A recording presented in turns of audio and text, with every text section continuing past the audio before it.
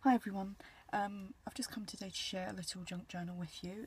It's one of the little mini clasp envelope journals, like so. I was lucky enough to get gifted some of these, so I thought I'd give this a go, and I was inspired to make this by Laurie, who's Laurie Just a Girl from the Bay here on YouTube. So I made mine turn out a little bit chunkier than I expected. So I've just folded the envelope in half. I inked up around the edges. The paper line that I've used in this is, well, it's by Melissa Francis. I cannot actually remember the name of the paper line now. Brain's gone dead. Actually, I've got some just under here. Let me see what it's called. It is called, oh, it's a mixture, I think, of different ones. I used one called Hattie. Yeah, I think, no, they're not all called Hattie.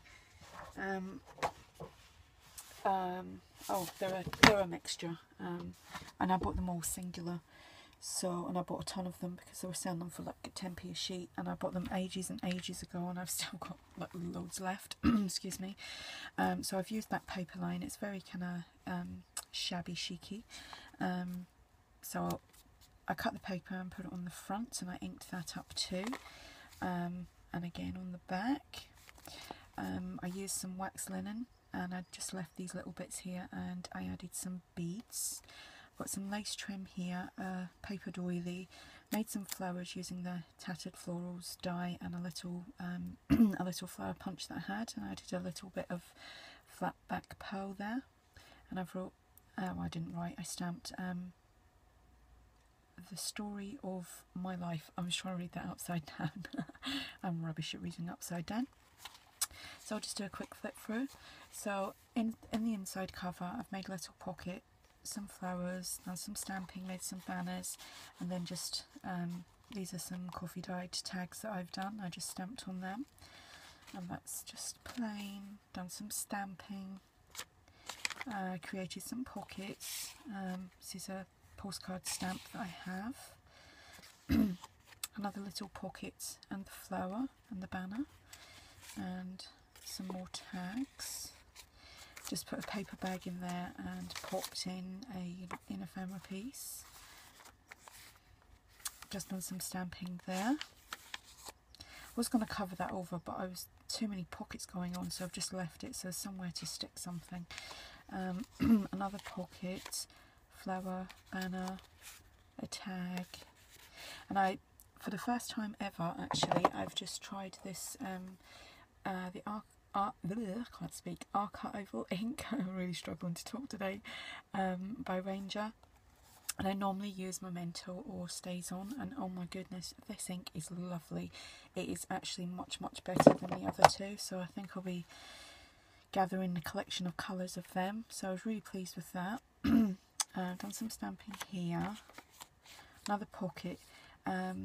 This is some lace trim. That was not lace trim, little appliques. So I've cut them all to bits. It was on a big long string, and I've put it away so I'm not dragging it all out because it's in a tub above my head and everything will probably fall on me. So I just cut them into singular ones and just added that on there. I was actually going to put some bling in the middle, but I forgot. This little crochet trim just going round in like a half circle, and this stamp, that's one of my new ones, that's by Kaisercraft. Another ephemera piece. Now I wasn't sure whether to actually glue this and create a little pocket because this is in the middle of the signature, so I'm still debating on that, whether to make it into like, it would be like a 3-slot pocket really, because I wouldn't glue the middle completely down, just the sides. So I'll go back to that one. I just mirrored the same on here, and another tag, some more stamping, another little pocket and a tag, and another flower and another little banner. I done a stamp up here, because you could see that through there. I just put that little banner on here, whoops, with a little cutout from a stamp set. It says story. Oops, we've got something sticking going on here. Huh? What is that? There was nothing gluey down there. I must have got glue on there somehow. Messy pup that I am. Another ephemera piece. Wouldn't mind, there's glue everywhere else, and it's a little bit of glue somewhere that didn't have any glue. Another flower, little banner, pocket, and another tag, and I've added seam binding onto the tops of all the tags. Some stamping, another tag, and a pocket. And the last page, I didn't do anything there because I didn't really want to fiddle around all this malarkey to cover it up, so I've just left that blank, and also I can tuck stuff inside here. So that is the end of the journal. That just took a couple of hours. That actually took me longer to do than, I'm just looking at the time, probably about 4 hours to do this little one. But I have been doing other stuff as well. I'm just going to quickly show you this. It's not finished, but I spent so much time on it yesterday that I've had to kind of come away from it.